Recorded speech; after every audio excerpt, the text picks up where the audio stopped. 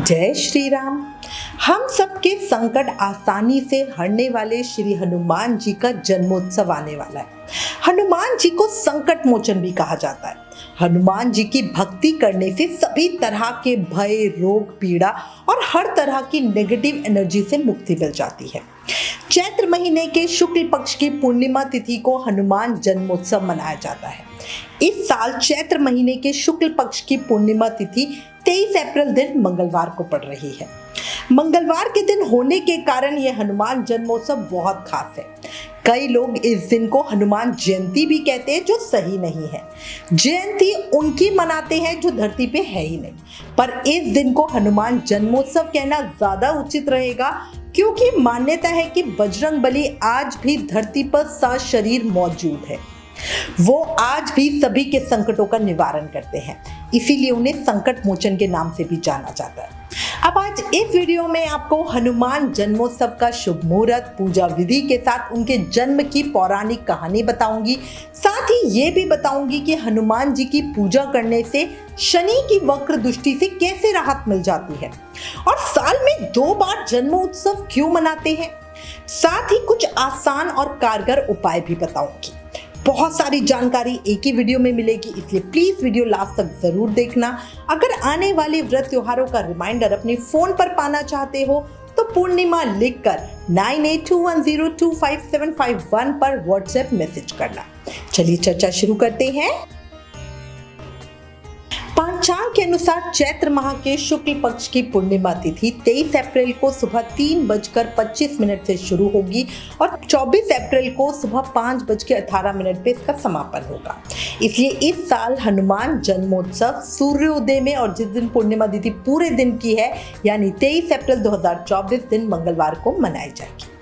हनुमान जन्मोत्सव जब मंगलवार या शनिवार का हो तो इसका महत्व कई गुना बढ़ जाता है। ये दोनों ही दिन बजरंगबली को समर्पित है। इस दिन हनुमान जी विशेष आकर्षक श्रृंगार, सुंदरकांड का पाठ, भजन, व्रत, दान, पाठ, कीर्तन किए जाते हैं। हनुमान जी की पूजा के लिए शुभ मुहूर्त 23 अप्रैल को सुबह 9:03 से 10:41 तक रहेगा। ब्रह्म मुहूर्त 23 अप्रैल को सुबह 4:20 से 5:04 तक का रहेगा। इस मुहूर्त में स्नान करना बहुत ज्यादा शुभ माना गया है। हनुमान जन्मोत्सव के दिन अभिजीत मुहूर्त सुबह 11:43 से दोपहर 12:46 तक रहेगा। चलो अब नक्षत्रों की बात करें तो हनुमान जन्मोत्सव 23 अप्रैल 2024 को चित्रा नक्षत्र रात के 10:32 तक रहेगा। इसके तुरंत बाद स्वाति नक्षत्र शुरू हो जाएगा। हनुमान जन्मोत्सव के दिन चंद्रमा कन्या राशि और सूर्य मेष राशि में होंगे। अब मैं आपको थोड़ा सा बता देती हूँ कि इस शुभ अवसर पर आप हनुमान जी की पूजा कैसे करो। देखो, हनुमान जन्मोत्सव के मौके पे जो लोग व्रत रख रहे हैं उन्हें पूरा दिन ब्रह्मचर्य का पालन करना होगा। इस दिन सुबह ब्रह्म मुहूर्त में उठकर भगवान श्री राम, माता सीता और हनुमान जी का स्मरण करें और अपने व्रत का संकल्प करें। घर में पूजा के स्थान पर हनुमान जी की मूर्ति स्थापित करें और विधि पूर्वक पूजा करें। अगर मूर्ति नहीं है तो आप फोटो की भी पूजा कर सकते हो। हनुमान जी को शुद्ध जल से स्नान करवाएं, फिर सिंदूर और चांदी के वर्क के साथ अंबीर, गुलाब, चंदन और चावल चढ़ाएं। इसके बाद सुगंधित फूलों और फलों की माला चढ़ाएं, नारियल चढ़ाएं, केवड़ा, सुगंधित जो इत्र होते हैं वो लगाएं। हनुमान जी की मूर्ति के वक्फ स्थल यानी हृदय वाले स्थान पर चंदन से श्री राम लिखें। इसी तरह श्रद्धा पूर्वक जो भी चढ़ाना चाहते हैं वो हनुमान जी को चढ़ाएं। हनुमान जी की पूजा के बाद चालीसा या सुंदरकांड का पाठ जरूर करें। अगर आपको लगता है कि आपके घर पे बहुत छोटी सी तस्वीर है, आप इस तरह पूजा नहीं कर पाएंगे, तो ये सारा सामान आप मंदिर में जाकर भी अर्पित कर सकते हैं। अगर किसी भी वजह से आप सुंदरकांड का पाठ नहीं कर पा रहे हैं तो श्री राम नाम का जाप कर लें। आखिरी में हनुमान जी को नैवेद्य का भोग लगाएं, आरती करें और लोगों को प्रसाद बांटें। हनुमान जी की भक्ति करने से सभी तरह के भय, रोग, पीड़ा और हर तरह की नेगेटिव एनर्जी से मुक्ति मिल जाती है, इसलिए जरूर पूजा करना। अब मैं आपको हनुमान जन्म की पौराणिक कथा बताती हूँ।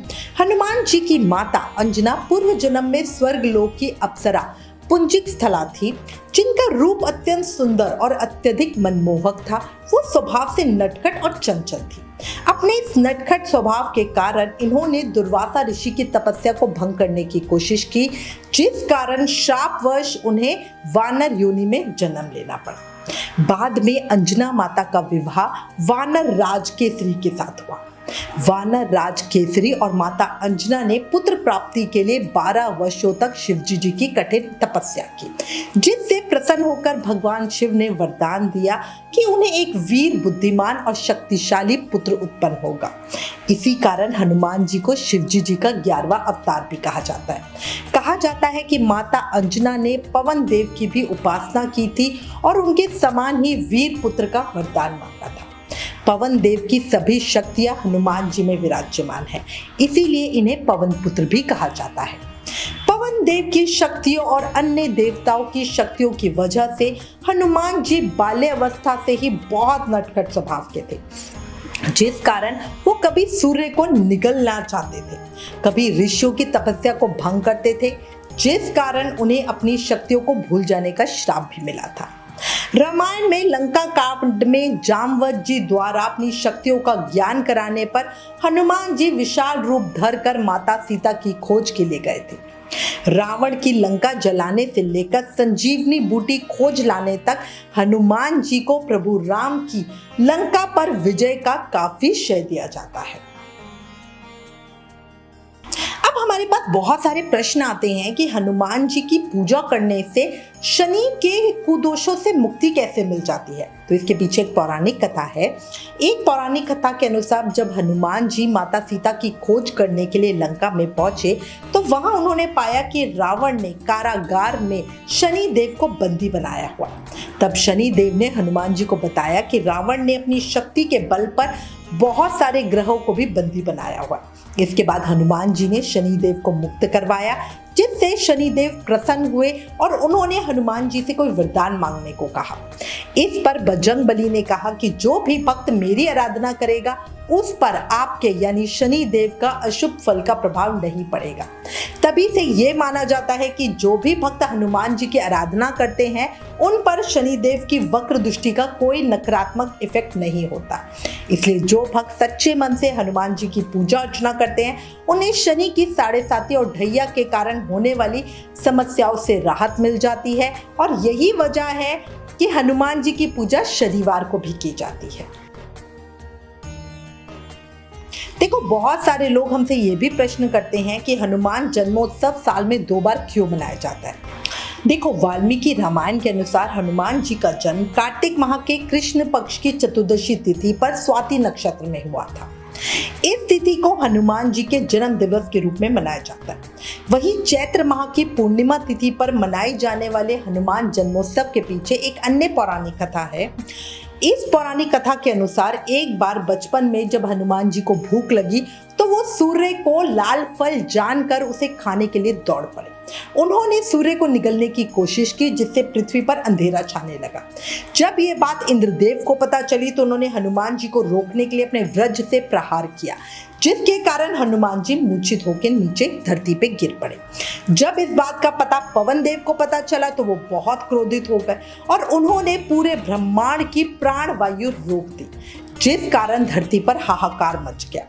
तब ब्रह्मा जी ने पवन देव को शांत कराते हुए हनुमान जी को जीवन दान दिया। माना जाता है कि चैत्र माह की पूर्णिमा तिथि पर हनुमान जी को नया जीवन दान मिला था। यही कारण है हर साल चैत्र माह के शुक्ल पक्ष की पूर्णिमा तिथि को भी हनुमान जन्मोत्सव के रूप में मनाया जाता है। ग्रह दोष निवारण के लिए हनुमान जी की उपासना तो बहुत महत्वपूर्ण मानी जाती है। इसके साथ जिन लोगों की कुंडली में मंगल ग्रह की स्थिति कमजोर होती है उन्हें भी हनुमान जी की उपासना जरूर करनी चाहिए। हनुमान जन्मोत्सव के दिन बजरंगबली को केवड़े का इत्र गुलाब के फूलों में डालकर अर्पित करें, इससे वो बहुत जल्दी प्रसन्न होते हैं। नौकरी में आ रही बाधाएं समाप्त हो जाती हैं। अच्छा, इसके अलावा अगर आप लंबे समय से किसी बीमारी से ग्रस्त हो तो हनुमान जन्मोत्सव के दिन घी में सिंदूर मिलाकर हनुमान जी को इसका लेप लगाएं, ये आरोग्यता प्रदान करता है। अच्छा, इसके अलावा व्यापार में वृद्धि के लिए हनुमान जन्मोत्सव पर सिंदूरी रंग का लंगोट बजरंगबली को अर्पित करें। हनुमान जन्मोत्सव पर मंदिर की छत पर लाल झंडा लगाना बहुत शुभ होता है। इससे आकस्मिक संकटों से मुक्ति मिलती है। अच्छा, आर्थिक संपन्नता के लिए हनुमान जन्मोत्सव के दिन एक सफेद कागज पर सिंदूर से स्वास्तिक बनाकर इसे पहले हनुमान जी को अर्पित करें और उसके बाद इसे अपनी तिजोरी में रखें। बहुत बहुत अच्छा इफेक्ट आपको देखने को मिलेगा। करके देखना और फिर हमें बताना। इसी के साथ मैं उम्मीद करती हूँ इस वीडियो में आपको बहुत सारी जानकारी मिली होगी जो आपके लिए बड़ी उपयोगी रहेगी। इससे रिलेटेड अगर आपके पास कोई भी कमेंट्स या सजेशन है तो प्लीज़ हमें लिखें। ज्ञान बांटने से बढ़ता है, इसलिए इस वीडियो को ज़्यादा से ज़्यादा शेयर करें। आप हमें फेसबुक और इंस्टाग्राम पे भी ज़रूर फॉलो करें। Please like, share and subscribe. Thank you. जय श्री राधा कृष्ण।